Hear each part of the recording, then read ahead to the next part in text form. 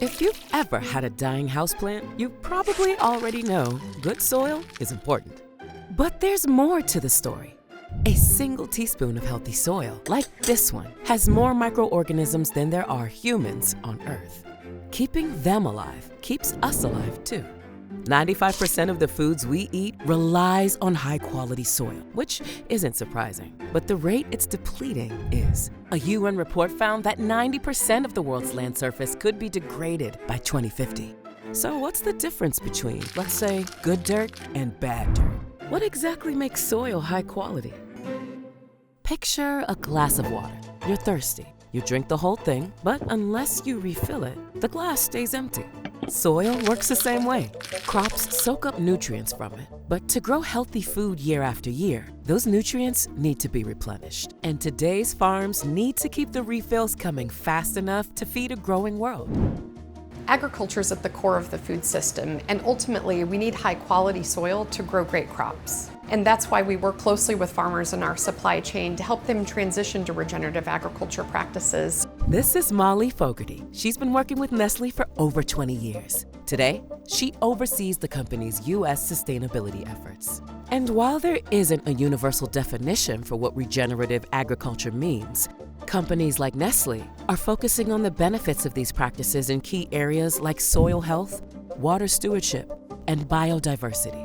Sourced ingredients make up the largest part of Nestle's carbon footprint, but also offer the biggest opportunity to make a positive impact. At Nestle, some dairy farmers supplying milk for its Carnation brand are adopting practices like turning manure into renewable fertilizer to help put nutrients back into the soil. And Purina is helping rice farmers adopt alternating wetting and drying practices that can conserve water and enhance soil health. Gerber is another great example of how we're adopting regenerative agriculture practices like planting cover crops so that we can encourage healthy soil. At Gerber, Chris Fallick is part of the brand's agriculture team, working closely with farmers to support their regenerative agriculture journeys. This field had corn in it, and the grower came in and planted rye over the top as a cover crop, and it will help keep the ground in place from wind, water, and rain.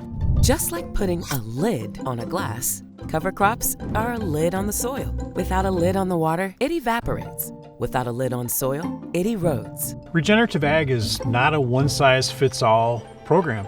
For an apple farmer, that could be more green space between the rows of trees. For a carrot grower, that could be a cover crop to help put back into the soil what that crop took out. These practices can create the kind of high-quality soil both a farmer and a worm want to see. A living ecosystem teeming with plant and animal life, regulating and retaining water, and rich with minerals. I can think back to riding on a tractor with my grandfather when I was 10, 11, 12 years old. He said, we've got to put back what this land gave to us. Our Gerber growers are doing that on a much larger scale. So why isn't every farm doing this already? Different farms need different solutions, and growers point to challenges like high upfront costs and the need for training. We partner with our growers to help figure out what kind of technical or financial assistance we need to give them. We've made a lot of progress, and we're really proud of the fact that nearly all, 98% of our fruit and veg growers have adopted regenerative ag practices. By 2030, Nestle plans to source 50% of its key ingredients globally from farmers adopting regenerative agriculture practices. And with Nestle products in 97% of U.S. homes, the impact could be far-reaching. It's through this approach that we'll be able to serve and delight consumers for generations to come. Together with farmers, we're working toward that future. Truly taking care of the land and being good stewards of the land is what we mean.